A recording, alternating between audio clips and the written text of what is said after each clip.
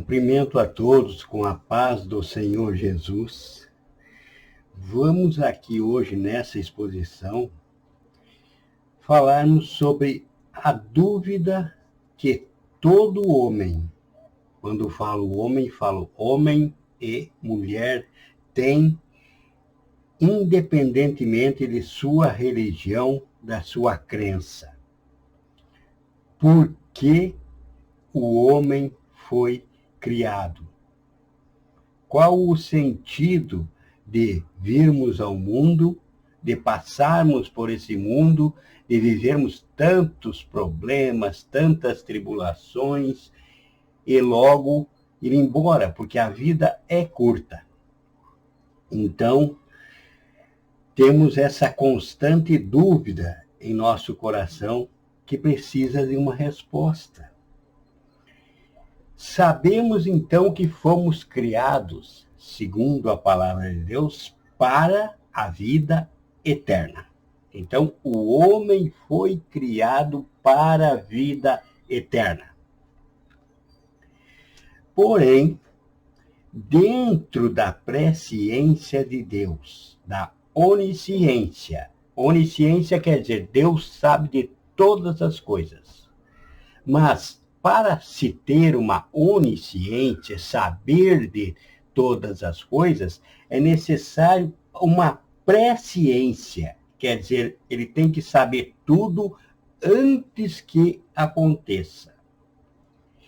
Então, Deus criou o homem, criou a mulher, e lá estavam eles no jardim do Éden. Quando veio o diabo e tentou o homem e a mulher, eles caíram, então foram expulsos do Éden. Mas então, para você entender a criação, o porquê de você estar agora aqui na Terra e não no Éden, você precisa voltar à criação. E a obra do Senhor não iniciou quando a palavra do Senhor diz, haja luz, lá em Gênesis. Não, antes disso, houve a criação macro do universo todo.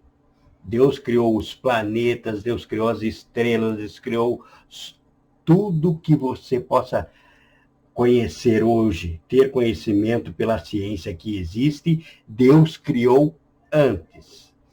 E aí, nesse tempo de criação, também criou seus anjos, os habitantes do reino dos céus. E entre eles criou Satanás.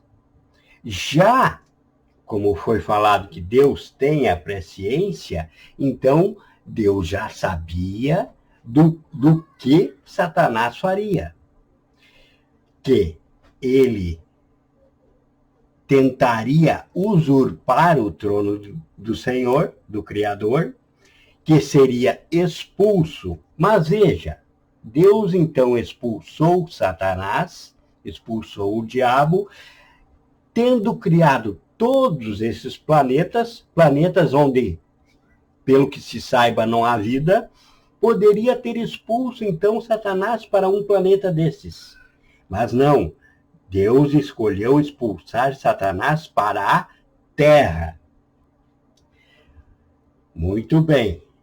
E logo depois disso, logo depois que eu falo, aí não se sabe de anos, pode ser eras, milênios, Deus viu que a Terra era sem forma e vazia, e nesse lugar em que ele enviou Satanás, porque Jesus diz, em suas próprias palavras, lá em Lucas, diz, eu via Satanás como um raio cair do céu.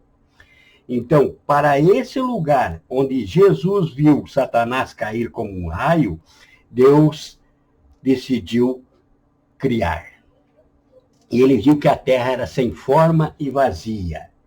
E começou sua criação como santo engenheiro, começou como santo arquiteto, organizar. E separou noite e dia, e criou tudo, a vegetação, criou os peixes, criou todos os animais e também o homem e colocou aqui.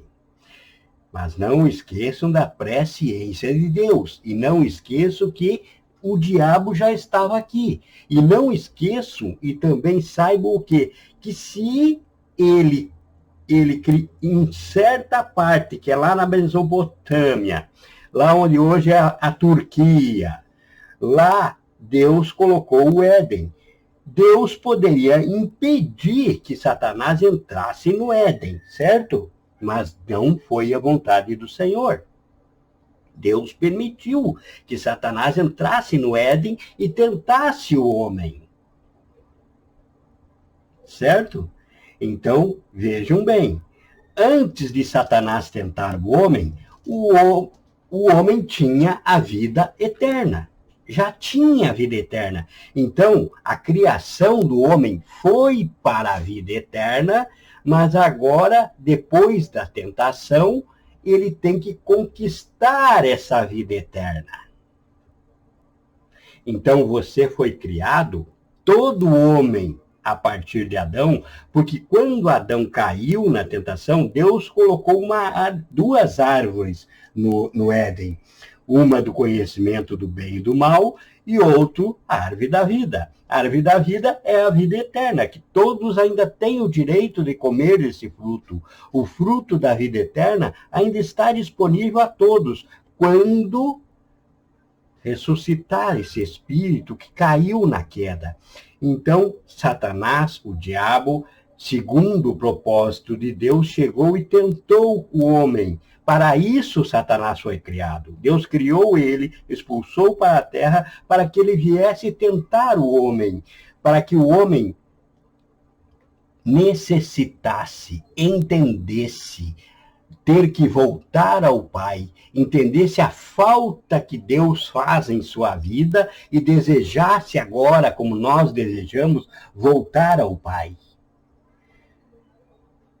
Se não houvesse a queda, o que aconteceria? Alguém pode saber a importância de um advogado se não houver uma causa para defender? Existiria advogado sem existir causas para defender? Se Satanás não tivesse tentado o homem, como nós saberíamos a importância de Deus? Que amor nós dedicaríamos a esse Deus se nós teríamos tudo? Não nos faltaria nada. Não haveria conhecimento do erro, do pecado, da onipotência, da onipresença e a onisciência de Deus. Seríamos como robôs. Nós não adoraríamos, nós simplesmente conviveríamos com Deus, que é diferente de adorar. E Deus, porque Deus é amor, Deus então, por ser amor, deu condições do homem agora desejar voltar para ele por amor. O homem agora deseja voltar ao Senhor por amor, quando entende a necessidade desse Deus. Quando entende o quê? Com Deus é muito melhor. Então nós vamos ver hoje aqui que você foi criado para ter uma vida eterna. Mas para ter essa vida eterna agora e comer daquele fruto da árvore da vida, por isso Deus expulsou o homem do paraíso, porque ele já tinha comido da árvore que não era para comer, do conhecimento do bem e do mal. Se permanecesse lá, ele ia comer também da outra árvore da vida e teria vida eterna. Ele estava com Deus, estava na presença de Deus, errou. O seu espírito agora foi sepultado no seu próprio corpo. O corpo do homem virou a sepultura de seu espírito, que precisa ressuscitar em Cristo, pela fé em Cristo Jesus. Foi isso que Jesus disse a Nicodemos. Olha, Nicodemos, necessário vos é nascer de novo. Nascer de novo é o que? É entender pela fé o sacrifício de Jesus Cristo. Então nós fomos criados para conhecer a Deus, porque o homem não conheceria a Deus sem a queda. Então, por amor de Deus, por não querer simplesmente robôs o seguindo, como se fossem máquinas seguindo, ora, Deus te deu um raciocínio lógico, te deu sabedoria, te deu discernimento, o DNA de Deus está em você, todo homem conhece a diferença entre o bem e o mal, entre o certo e o errado. E isso vem de Deus, é o DNA de Deus, é a natureza de Deus que está em você. Por isso você conhece o discernimento entre o certo e o errado, o bem e o mal. Então você, conhecendo a Deus, você vai reconhecer a sua importância, vai desejar estar com ele. Agora vamos ver o que diz aqui em João 17, no versículo 3. Então, João 17, vamos ler a partir do versículo 1, fala assim: Tendo Jesus falado essas coisas, levantou os olhos ao céu e disse: Pai, é chegada a hora. Glorifica teu filho, para que o teu filho te glorifique a ti. Assim como lhe conferiste autoridade sobre toda a carne, a fim de que ele conceda a vida eterna a todos que lhe deste. E a vida eterna é esta, que te conheçam a ti, o único Deus verdadeiro, e a Jesus Cristo, a quem enviaste. Vejam, então aqui o Senhor diz, para que te conheçam a ti somente, e a Jesus Cristo, a quem enviaste. Esta é a vida eterna. Este é o fruto da árvore da vida. Aqui está a vida eterna. Conhecer a Jesus, conhecer somente ao Pai como o único e verdadeiro Deus, e a Jesus Cristo. Jesus Cristo disse: Eu sou o caminho, a verdade e a vida. Ninguém vem. Veja, ele disse: ninguém vem ao Pai. Quando ele diz vem, ninguém vem ao Pai, é porque ele já estava no Pai. Ele próprio é o Pai. Então ninguém vem ao Pai a não ser por mim. Esta é a vida eterna. Então, quando Jesus diz em João 3 a Nicodemos, necessário vos é nascer de novo, é isso que Jesus está falando. Você vai ressuscitar aquele espírito que morreu por herança lá na queda, lá onde Satanás venceu aquela batalha espiritual com Eva e Adão, e mortificou o espírito do homem, que agora está sepultado no homem, e em cada homem que nasce, em mim, em você, em nossos filhos, todos nascem com o espírito morto em si, e é necessário vivificá-lo, nascer de novo e conhecer e reconhecer a Jesus Cristo como único Salvador. E aí, então, você tem direito à entrada na vida eterna. Então, todos que vêm ao mundo são destinados à vida eterna. Para isso você foi criado. Agora, há que se saber o seguinte: de todo jeito será a vida eterna. De todo jeito é vida eterna. Ou é o tormento eterno nas coisas do mundo, quem adorar mais o mundo do que o Senhor, ou é a vida eterna. São somente dois caminhos: justiça, paz, alegria, gozo no Espírito Santo com Jesus Cristo, ou tormento eterno no lago do fogo com o diabo, com o falso profeta, no inferno. Não há outra alternativa.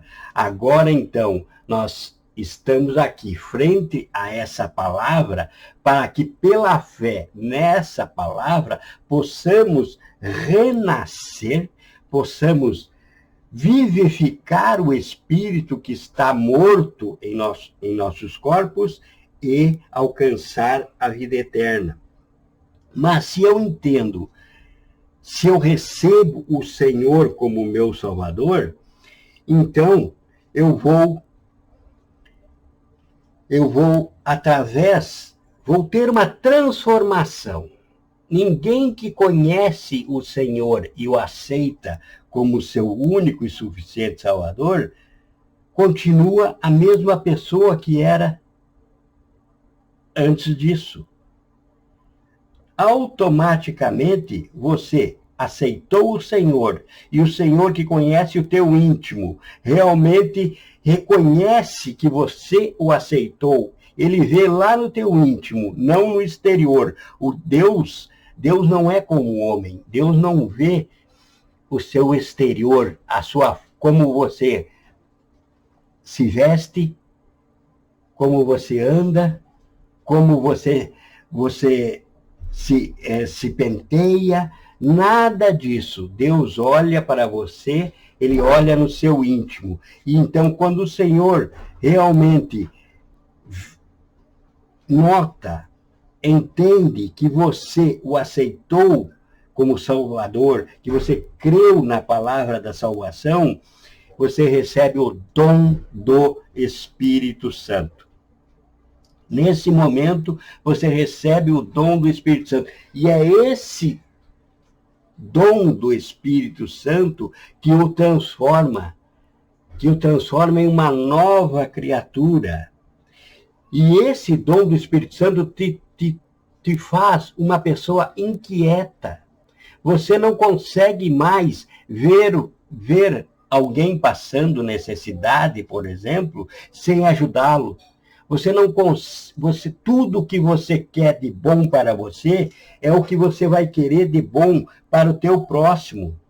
Vamos ver o que diz em Mateus, no capítulo 5.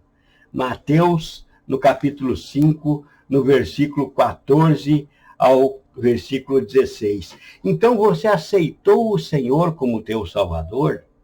Você entendeu e renasceu o espírito que estava morto em você?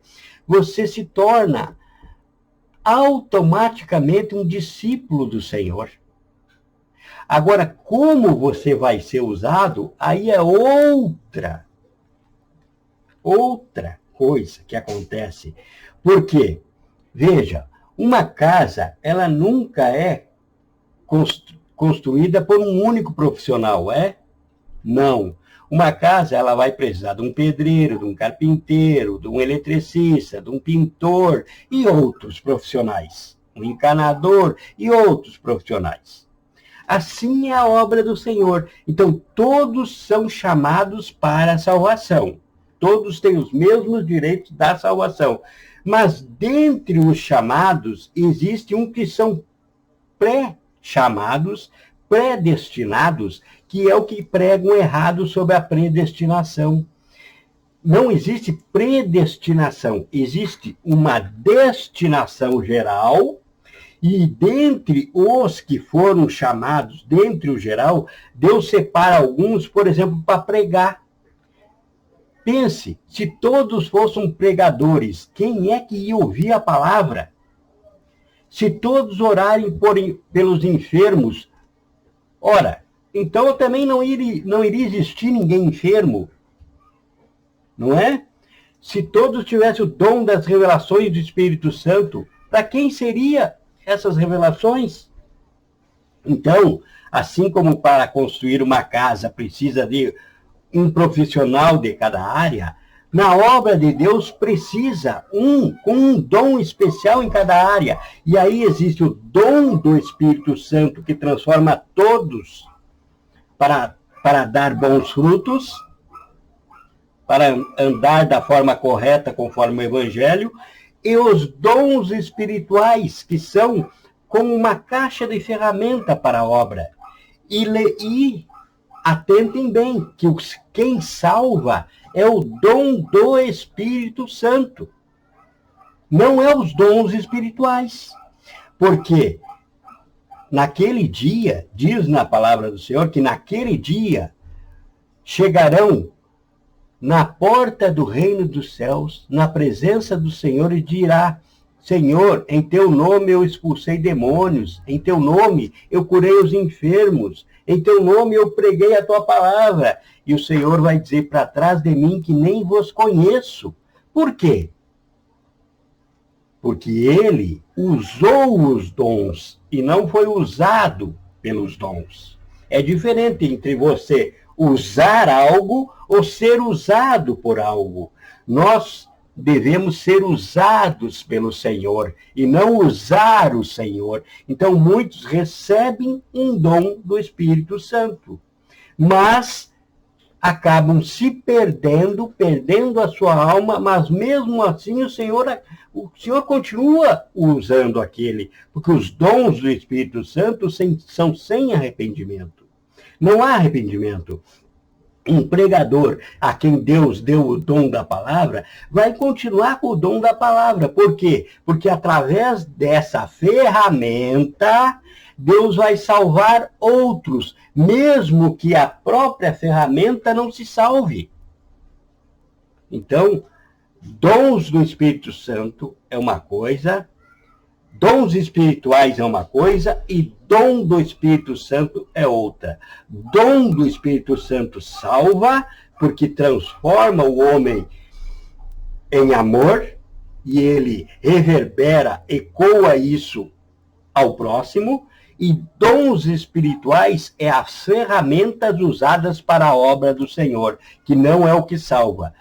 Não estou dizendo que os dons espirituais, quem tem os dons espirituais não se salvarão. Não, estou dizendo que alguns não vão se salvar e que ser usado por Deus não quer dizer salvação.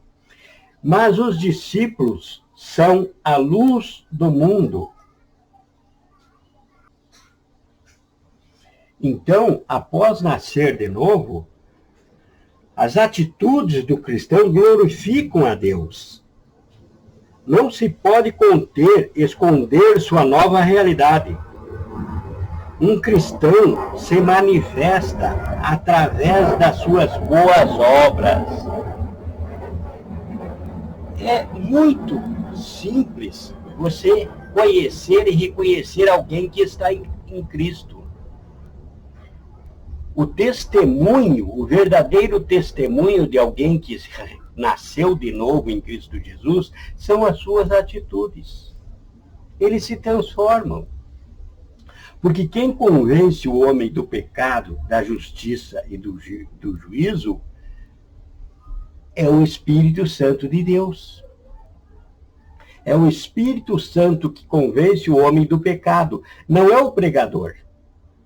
Não é o pastor. Não é as irmãs do círculo de oração.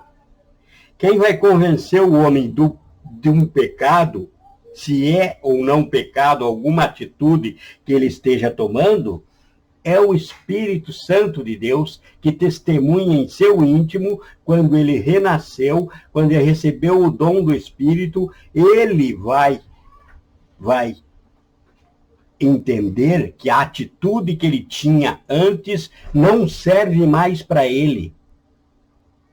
E assim, é por isso que, por exemplo, o cristão começa a se renovar e começa a renovar até seu guarda-roupa. Mas não porque alguém diz para ele que ele deve ou não andar de uma ou outra forma. Não, é porque ele acha que não é mais conveniente.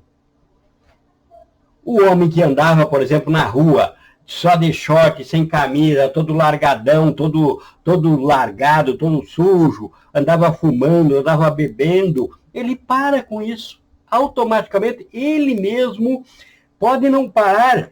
Ele tem essa caneta aqui, por exemplo. Ele pode amanhã ainda ter essa caneta, mas essa caneta, ela vai vindo, ó, ela vai descendo, descendo, descendo. Quando ele notar, essa caneta não vai mais estar ali onde não deveria estar. Essa é a obra do dom do Espírito Santo. O Espírito Santo vai convencer você do pecado. E não precisa ninguém lhe convencer, não precisa ninguém chegar em você e dizer, você não pode mais fazer isso porque você é cristão, porque não é por força nem por violência, é pelo Espírito de Deus. Então se você fumava, e você aceitou Jesus Cristo fumando, sem problema algum. Se o teu coração se abriu ao Senhor, o Espírito Santo vai entrar, vai fazer morada em você. E você vai, com o tempo, vai perdendo aquela necessidade pelo cigarro. O que o cigarro te tranquilizava, te dava paciência. Por exemplo, você estava nervoso, você acendia um cigarro. Agora você não acende mais um cigarro. Você vai ver que você vai trocando suas atitudes. Você não acende mais o cigarro. Você vai em uma oração. Você vai louvar. Você vai se lembrar da palavra do Senhor no lugar de acender o cigarro. Quando você vê, você já está livre. Outros não. Outros simplesmente quando aceitam o Senhor, essa caneta estava aqui, aceitou o Senhor, essa caneta tirado automaticamente dali. Mas então o que eu quero dizer, que o Espírito Santo de Deus está te dizendo, é que não há tempo. O tempo é do Senhor, a obra é do Senhor, tudo é feito pelo Senhor e para o Senhor. Então não se deve colocar tempo em ninguém. É o Espírito Santo de Deus que faz tempo. Eu já preguei em lugares onde havia um senhor, por exemplo, que fazia 23 anos que ele ia naquela igreja. 23 anos ele lá, participando dos cultos, a família dele toda, ele casou-se, depois logo foi para a igreja, a família dele, os filhos deles eram cristãos. Ele não aceitava o Senhor. Por quê? Porque o tempo é do Senhor. E naquele dia em que o Senhor me usou lá, o Senhor falou algo no coração dele, que aquele dia ele resolveu aceitar a salvação. 23 anos depois, tendo criado a sua família dentro da casa do Senhor. E então, o tempo é de Deus. O homem gosta de colocar tempo para tudo e meta para tudo. O Senhor é paciente, é benigno, é amoroso.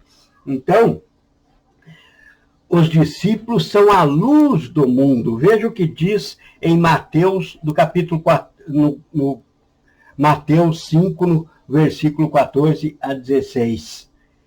Vós sois a luz do mundo. Não se pode esconder a cidade edificada sobre um monte, nem se acende uma candeia para colocá-la debaixo do alqueire, mas no velador, e alumia todos que se encontram na casa. Assim, brilhe também a vossa luz diante dos homens, para que vejam as vossas obras e glorifiquem a vosso Pai que está nos céus. Então, agora você compreende que você veio ao mundo para glorificar o vosso Pai que está no céu. E como é que você glorifica o seu Pai que está no céu? Através das boas obras que são feitas através do dom do Espírito Santo que está em vós. A partir do momento em que você ressuscitou o teu espírito que estava sepultado em seu corpo por herança de Adão. Então, não há como esconder a luz de quem está em Cristo. Por quê? Porque as suas atitudes, inconscientemente, ele muda a sua trajetória de vida quando está em Jesus. As coisas erradas que ele fazia, ele não faz mais. E ele naturalmente troca o seu caminhar e todos que estão próximos dele notam, ali está um homem diferente, ali está uma mulher diferente, ali está alguém que está com Deus, porque você é a luz do mundo. Para isso, o Senhor teve todo o trabalho da criação, permitiu por amor que o homem caísse no Éden, para que agora o homem desejasse voltar por ele por amor, entendesse o amor e ecoasse o amor de Deus no mundo. Então, esse é o objetivo, é você estar no mundo glorificando a Deus, sendo um discípulo, sendo luz para que está no mundo. E se você é luz para que está no mundo, logo é porque você, quando recebeu o dom do Espírito Santo, você se tornou, então, morada do Espírito Santo. Você agora é morada do Espírito. Olha quanta honra você tem de ser morada, santuário do Espírito Santo de Deus. Quanta honra nos tem concedido o Pai de podermos ser morada do seu Espírito. Você se tornou um santuário do Espírito Santo de Deus. A partir do momento que você aceitou a salvação, aceitou ter a vida eterna, você estava no caminho do erro, à esquerda de Deus, agora você está à direita do poder, você está à direita do Todo-Poderoso, você é o seu santuário. Quem vê você, você que aceitou a salvação, as tuas atitudes, aí o Espírito Santo agora conversa com você em sua consciência. O Espírito Santo te faz saber sempre, antecipadamente, o que é certo, o que é errado. E você anda pelo caminho certo. Então, todos veem a sua luz. Você é a luz do mundo, você é um discípulo do Senhor, você se tornou luz do mundo. E ninguém pode esconder uma luz. Uma luz está sempre sendo muito bem vista, porque ela ilumina as trevas que é o mundo. Você se tornou agora um espelho para o mundo. O mundo olha para você, depois que você aceita ao Senhor, que o Espírito Santo de Deus foi-lhe concedido o dom do Espírito Santo. Você agora, as suas atitudes que antes você fazia, que agora o envergonha, quando você lembra dos pecados que você cometia, você agora tem vergonha. Então você não faz mais aquelas atitudes, não toma mais aquelas atitudes. Agora então os outros homens também, até que faziam junto com você aquelas coisas erradas, agora vem, não, ele mudou, ele agora está diferente. Ela agora não é mais como era antes. Veja como ela mudou. Então, você se tornou luz para os que estão no mundo. Muitos vão fugir de você porque você não anda mais segundo as paixões desse mundo. Mas muitos vão querer se aproximar de você. Então, você não estranhe. Essa é a verdade do Evangelho, porque muitos são chamados e poucos escolhidos. E se você transformou a sua vida, você está entre os escolhidos, agora você é o quê? Você é um templo do Espírito Santo de Deus. Vamos ver o que diz em 1 Coríntios 6, no versículo 19 e 20. Acaso não sabeis que o vosso corpo é santuário do Espírito Santo que está em vós, o qual tendes da parte de Deus, e que não sois de vós mesmos? Veja, você não é de vós mesmos, você é um santuário do Senhor. Então, você aceitou o Senhor, você renasceu. O que antes estava morto em você, que era o espírito que morreu na queda no Éden, você renasceu esse espírito, agora você é o santuário do Senhor, você não pertence mais a você mesmo. Por isso que você se envergonha das atitudes que você tinha lá atrás. Você se lembra do que fazia e diz, não, como é que eu podia pensar dessa forma? Agora eu penso totalmente diferente. Isso é porque o Espírito Santo testemunha com você em sua consciência. E aqui no 20 diz, porque foste comprados por preço, agora, pois, glorificai a Deus no vosso corpo. E o que é glorificar a Deus no vosso corpo? É deixar com que o Espírito Santo de Deus, no tempo do Senhor, não é por força, não é por violência. No tempo de Deus, ele vai transformando você, transformando as tuas atitudes, transformando os teus pensamentos. E com isso, você começa a mudar suas atitudes, a sua forma de agir, a sua forma de ser, a sua forma de pensar. Com isso, automaticamente, o que não convém ao Senhor, você mesmo vai entender. E você, por exemplo, você antes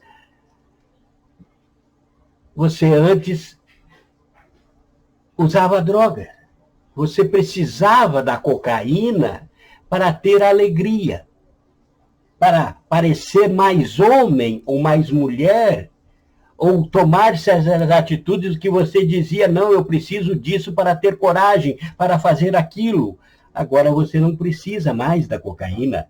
Agora você tem o Senhor que te dá coragem para fazer o certo, não o errado. Agora você tem o Senhor que te diz, olha, isso você não deve mais fazer. E você, aquele vício que você tinha, você vai perdendo, porque quando você está em Cristo, aquele prazer que você buscava nas drogas, você tem no Senhor. Então você não sente mais a falta que a droga te causava. Porque aquela substância, a dopamina que a droga causava em teu cérebro, que te enganava, que te dava um efeito que lhe causava prazer, você agora tem prazer na presença do Senhor. Você aceitou a Cristo, você passa a ser um santuário do Senhor.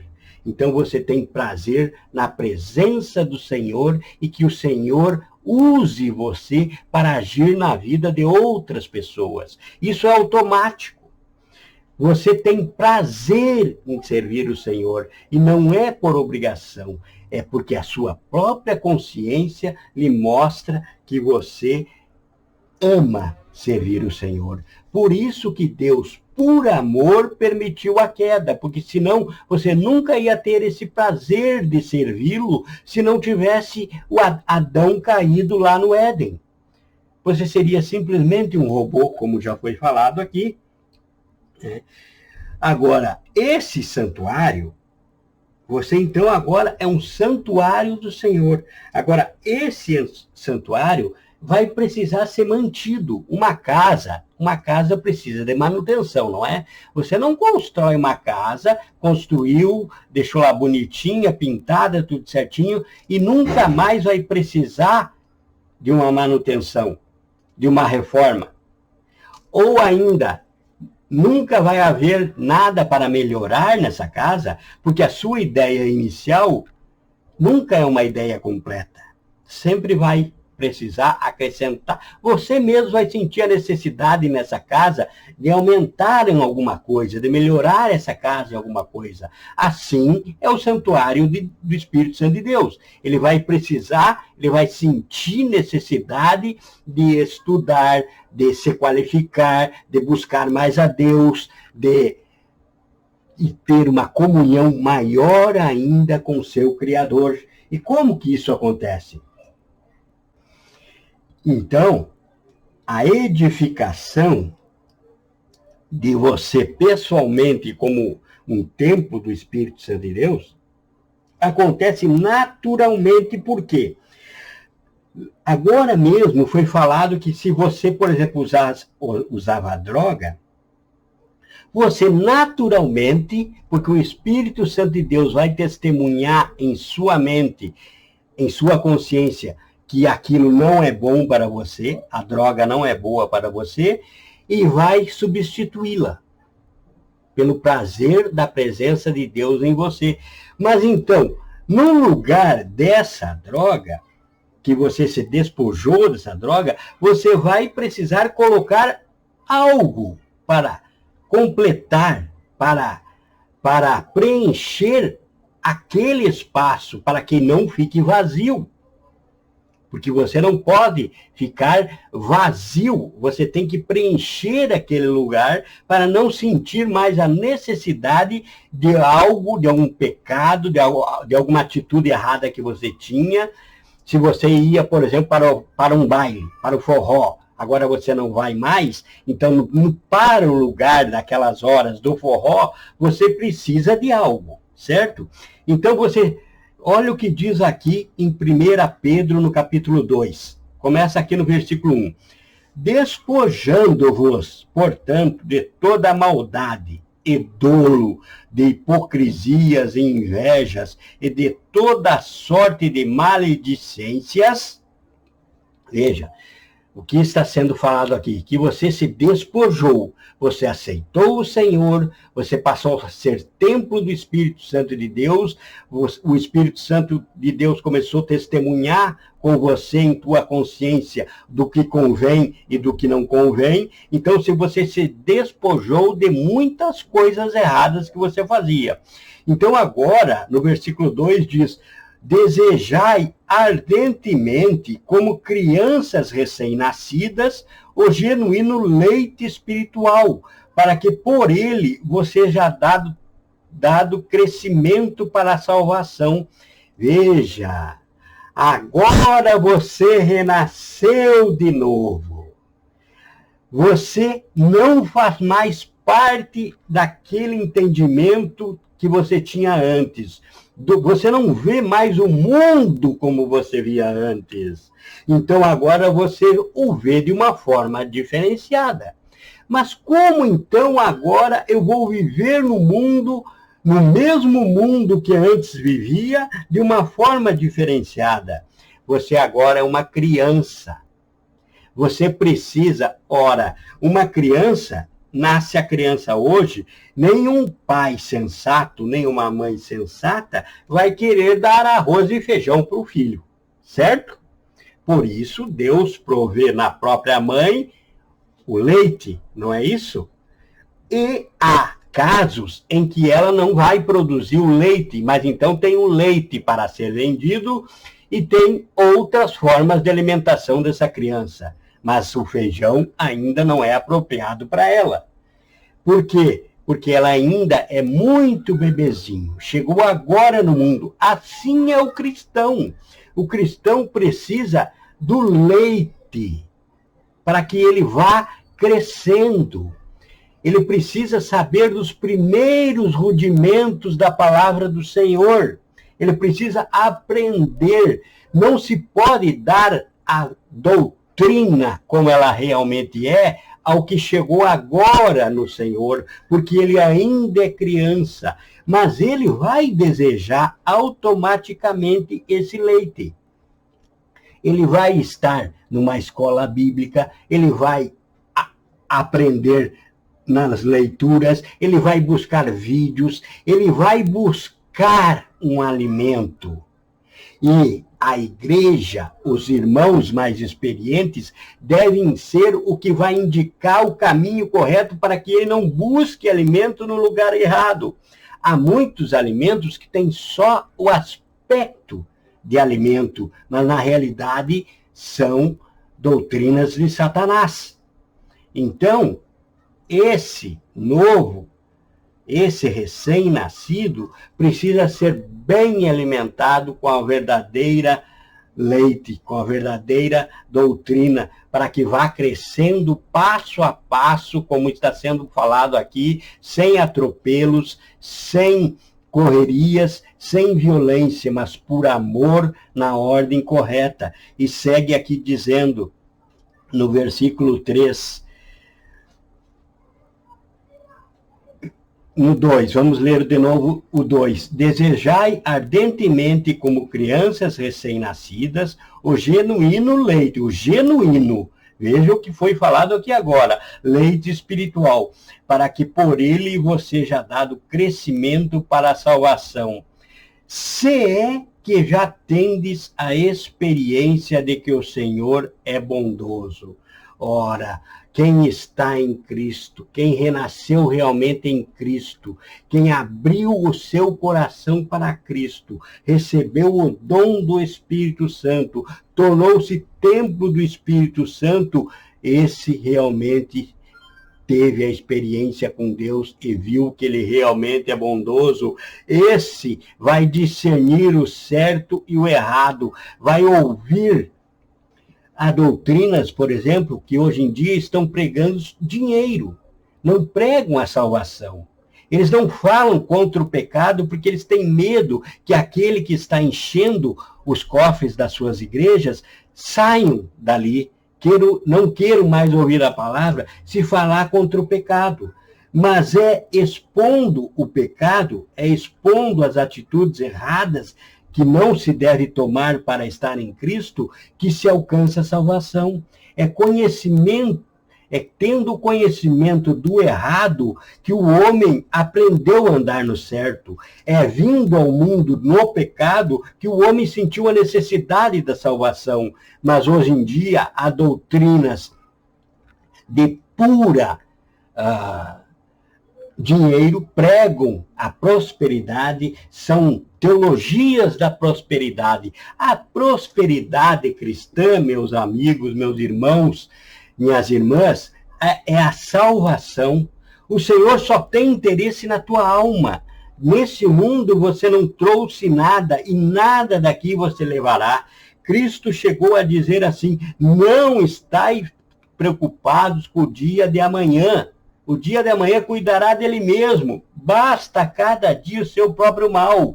E aí vem pregadores de Satanás pregando a você, só pregam prosperidade. Ah, irmão, bote aqui faça um voto com Deus, um voto de tanto. Tem até lugares que tem carnê para voto.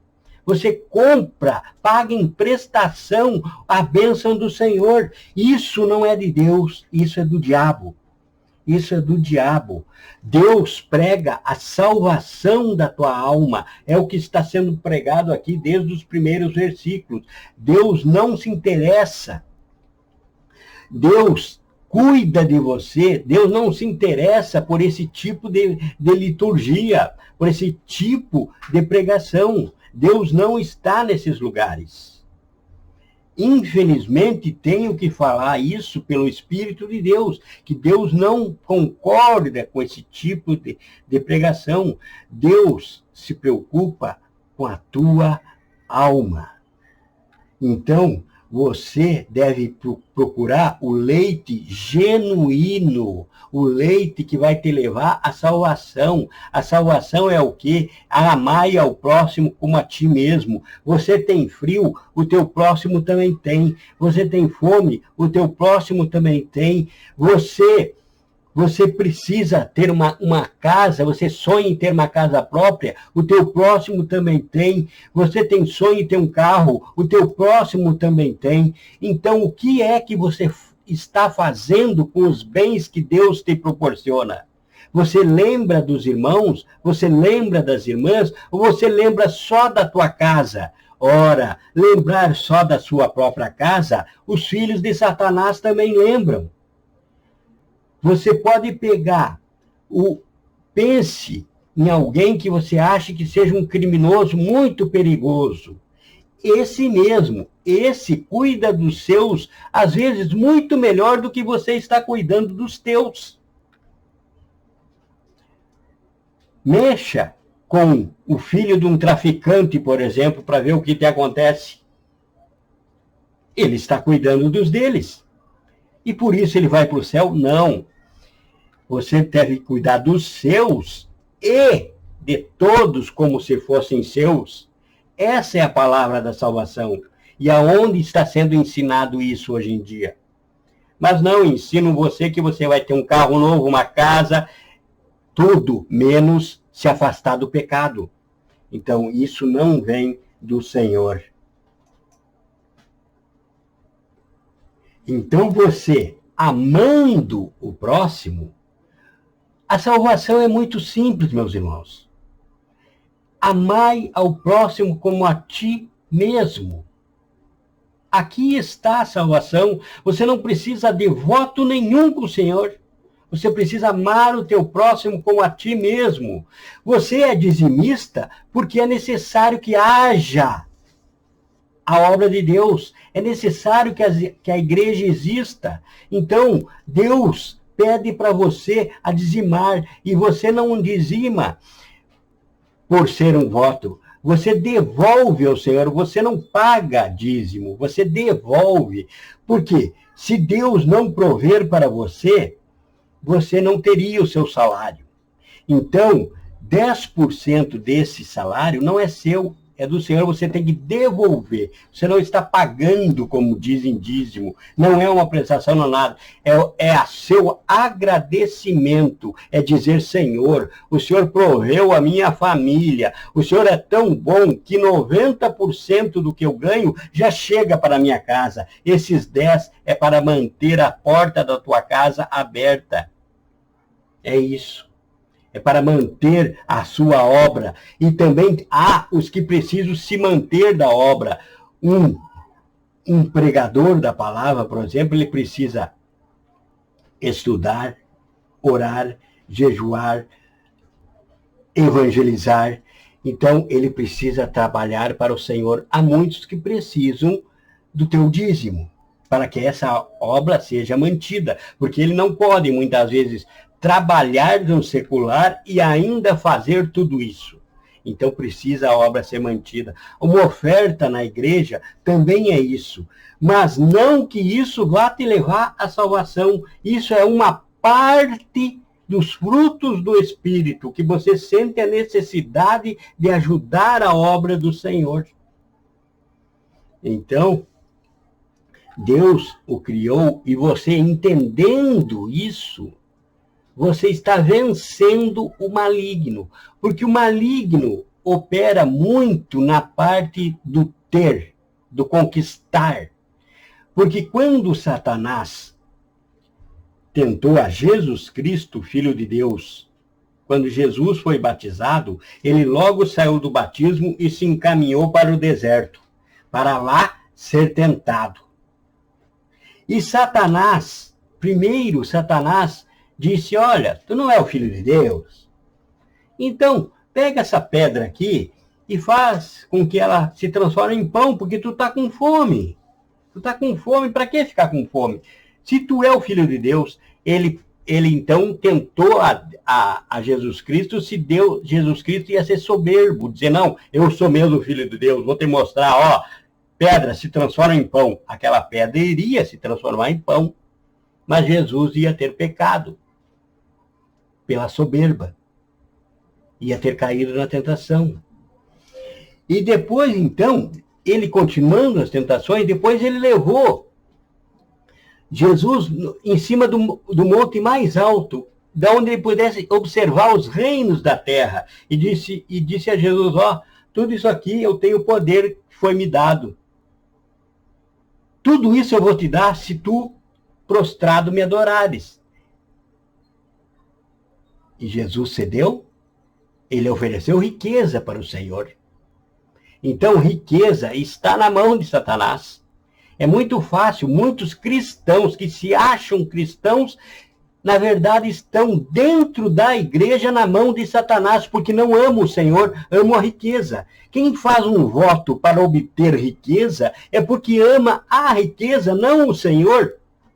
Não ama o Senhor, não se engane, você ainda não ressuscitou o teu espírito ainda está morto na tua carne, você ama o dinheiro, você está buscando liturgias da prosperidade porque você ama o dinheiro, você não ama o Senhor.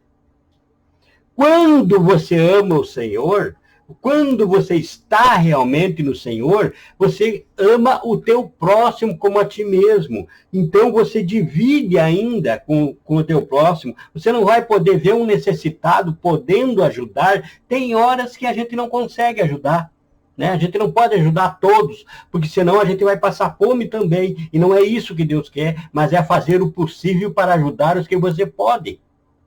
cada um fazendo o possível, não haveria necessitados no mundo, não haveria ninguém dormindo nas ruas, se cada um fizesse o possível, somente o possível. Deus não quer impossível de ninguém.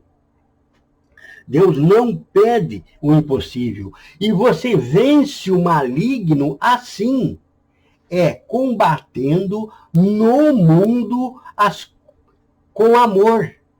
Espalhando o amor no mundo, porque o maligno, ele espalha o quê?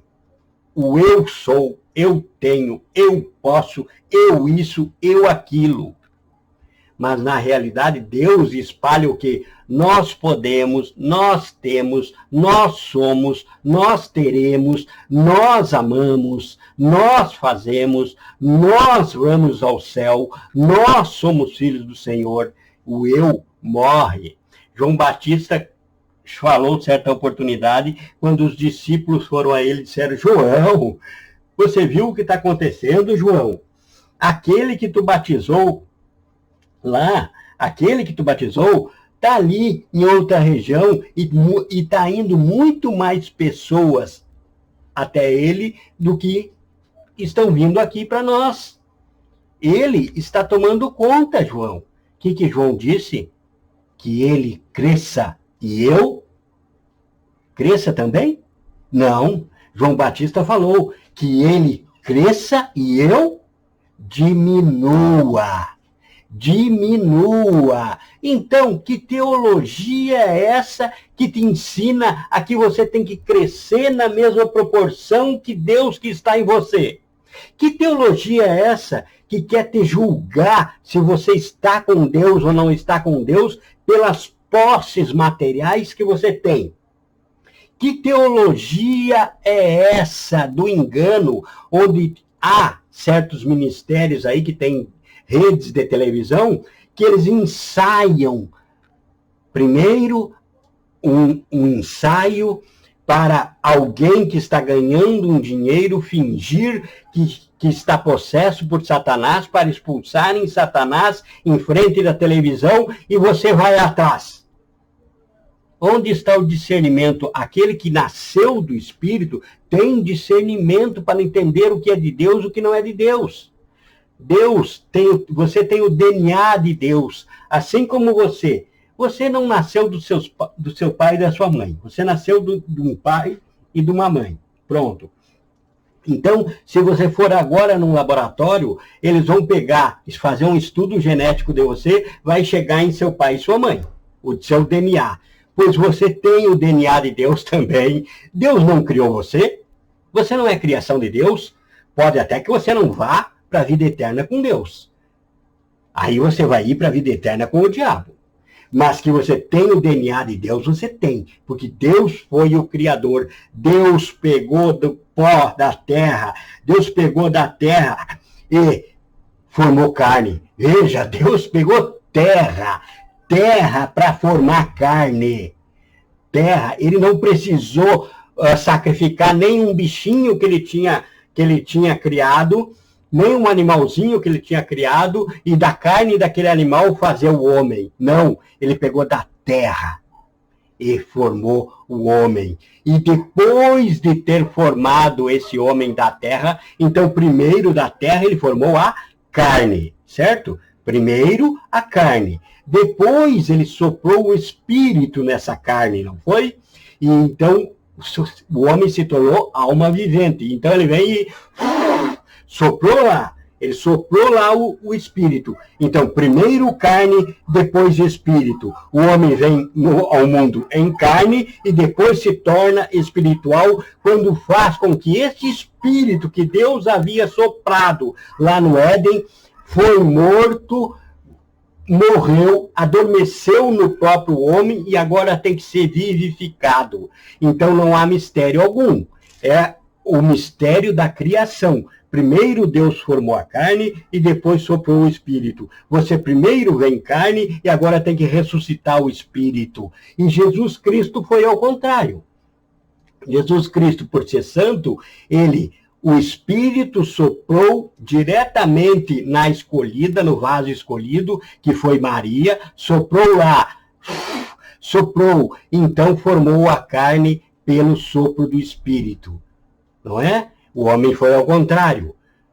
Formou primeiro a carne para depois soprar o Espírito. Então Jesus, quando esteve entre nós, ele disse assim ao Pai no último instante: Pai, em tua mão entrego, em tuas mãos entrego o meu Espírito. E aquela carne ficou no sepulcro 3 dias. Depois Jesus voltou e ressuscitou aquela carne. Você, ao contrário de Jesus, e Jesus te mostrou o caminho que deve seguir. Então, ao contrário de Jesus, você vem agora e faz, pela fé em Jesus Cristo, pela fé no sacrifício dele, você faz com que o seu espírito, que está sepultado em sua carne, seja ressuscitado.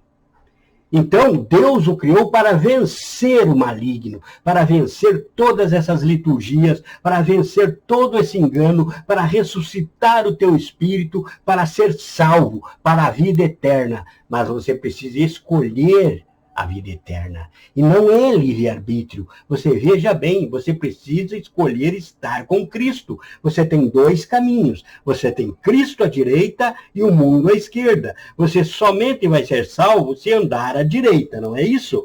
Então você não tem livre-arbítrio. Você tem que andar aqui à direita e escolher a esquerda. Essa liturgia também, essa pregação do livre-arbítrio, foi Satanás que colocou nas igrejas. Nunca existiu, porque lá no Éden já havia a lei dizendo: dessa árvore não comereis, porque se comer dessa árvore vai morrer.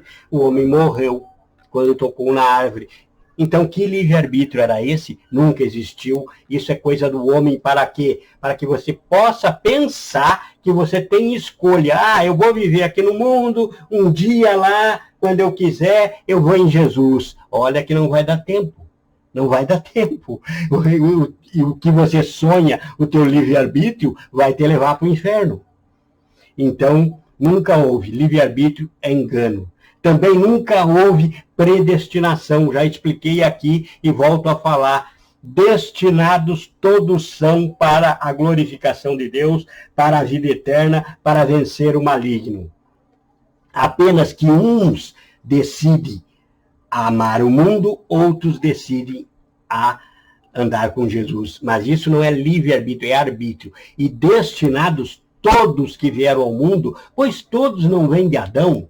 Não é que todos vêm de Adão, não é? Então, como que dentre todos que vêm de Adão, uns já seriam salvos? E se já são salvos, podem fazer o que quiserem, que nada vai tirar a salvação. Mas não é assim a realidade que Deus ensina. Então, todos foram destinados à salvação. Apenas uns serão, outros não. E dentre os destinados, como já falei, há os predestinados a servir na obra, que terão a caixa de ferramenta de Deus, para que com essas caixas de ferramenta possa ganhar outros. Veja o que foi dito aí atrás. Veja aí o que foi dito atrás. Volte a palavra aí, que você está vendo pelo YouTube. Então você pode voltar a palavra e entender corretamente isso que está sendo explicado aqui agora. Mas Deus criou o homem para vencer o maligno. E é isso que nós estamos aqui fazendo. Nós estamos aqui para vencer o maligno. E vamos ver como nós vamos vencer o maligno agora. Então, diante de tudo que foi dito, você vem ao mundo, você está no mundo, você foi destinado a vencer o maligno. Deus é bom, Deus é amor e te deu condições através do DNA divino dele em você de escolher andar pelo bem e vencer o maligno. Vamos ver o que João escreveu aqui. João, na primeira epístola de João, no capítulo 2, no versículo 14. Filhinhos, eu vos escrevi porque conheceis o Pai. Então hoje, nessa palavra toda que foi exposta, você teve um conhecimento do Pai. Pais, eu vos escrevi porque conheceis aquele que existe desde o princípio, como foi escrito, como foi dito, como foi pregado nessa oportunidade, desde o princípio. Antes de dizer haja luz, Deus já trabalhava com a sua onisciência, dentro da sua presciência, para que você agora estivesse ouvindo essa palavra e vencesse o maligno. Jovens, eu vos escrevi porque sois fortes e a palavra de Deus permanece em vós e tendes vencido o maligno. Então, como vencemos o maligno? Vencemos por amor. Vencemos em amor. Vencemos cumprindo o que Jesus Cristo nos ensinou. Amai o teu Deus sobre todas as coisas. E um novo mandamento vos dou, que amai o seu próximo como a ti mesmo. Então, você que busca prosperidade, você quer prosperar na sua vida, faça esse voto com Deus. Diga, Senhor, eu quero lhe conhecer mais profundamente. Eu quero ter condições de amar o meu próximo como eu amo a mim mesmo. Eu quero entender como é que eu posso fazer isso. E você vai sentir a necessidade de abençoar o teu próximo. Esse é o voto de um cristão. Essa é a doutrina da salvação, é amar ao próximo como a si mesmo. Milhares de templos existem no mundo todo, e todos vão lá e começam a pregar a campanha 7 dias para isso, 21 dias para aquilo, 30 dias para aquele outro, 40 dias para não sei o quê, quando na realidade a vida cristã é um voto que nunca deve se encerrar. É um voto que vai do momento que tu aceita Jesus Cristo como teu Salvador, ao último instante que você esteja na face da terra, o teu voto deve ser um só. Amar o teu próximo como a ti mesmo, e ao Senhor acima de tudo. De tudo. Pensar nas coisas que vêm de cima. Ora, se já ressuscitou em Cristo, você pensa agora nas coisas que são de cima. Você não pensa mais no que o eu deve diminuir e o Senhor crescer em ti. E as coisas que são de cima não é mais o eu o importante. Agora o importante é nós. É alcançar a salvação, é ser um servo, um templo do Senhor na face dessa terra. Você já venceu o maligno? Você vence o maligno pelo amor. Você não vence o maligno por algo que você venha a ter. Você não vence o maligno tendo um carro novo. Não estou dizendo que o carro novo é pecado, que você precisa de um carro até para servir a Deus. E quanto melhor o carro que você tiver, melhor você vai servir o Senhor. Só que o Senhor vai te alcançar a possibilidade de ter esse carro sem você precisar entrar nessas doutrinas enganadoras de fazer um voto, botar dinheiro em algum lugar para ter um carro. O Senhor não faz negócio. Foi falado aqui sobre o dom do Espírito e os dons espirituais. O dom do Espírito todos têm. Todos recebem ao aceitar Jesus como seu Salvador.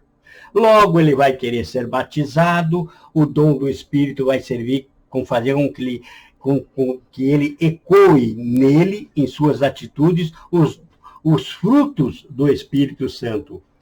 E os dons espirituais, dentro desses dons espirituais, também tem a prosperidade. Alguns, Deus vai precisar que tenha não um carro, mas que tenha até uma frota de carro para usar na sua obra. Alguns, Deus não vai precisar que ele tenha uma frota de carro. Por quê? Uns são usados para uma coisa, outros são usados para outra. É como foi falado. Se todos pregar, quem vai ouvir? Se Deus desse uma frota de carro a todos, logo não ia nem ter carro suficiente no mundo para entregar.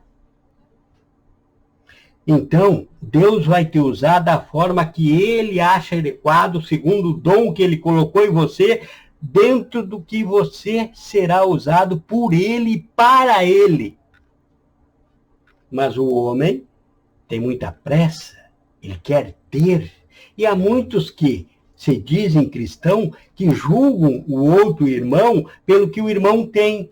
E aquele irmãozinho que nada tem, aquele que nem na porta da igreja acha um digno de estar, vai entrar no céu. E aquele que está lá no púlpito pregando, que está julgando aquele que acha que não é digno de estar nem na porta, não vai entrar. Naquele dia o Senhor vai dizer para o pregador: afastai-vos de mim, vós que praticais iniquidade. Então, muitos são os mistérios para quem não quer entender o Evangelho. O Evangelho não tem mistério. O Evangelho é um só. O Evangelho é amor. Você é salvo por amor, porque Deus amou tanto você, mas tanto você que está ouvindo essa palavra agora, que enviou o seu Filho amado para morrer por ti na cruz do Calvário, porque sem esse sacrifício você não seria capaz de se salvar, não seria capaz de justificar o pecado que Adão lhe deu por herança quando você veio ao mundo. Então, você somente é salvo por amor. E é por amor que você deve andar no mundo até que o Senhor te peça a tua alma. Então, não se preocupe com as coisas do mundo. Ressuscitou em Cristo, pensai logo nas coisas que são de cima. Em nome do que é, em nome do que era, em nome do que há de vir, do Todo-Poderoso Jesus Cristo. Amém e amém.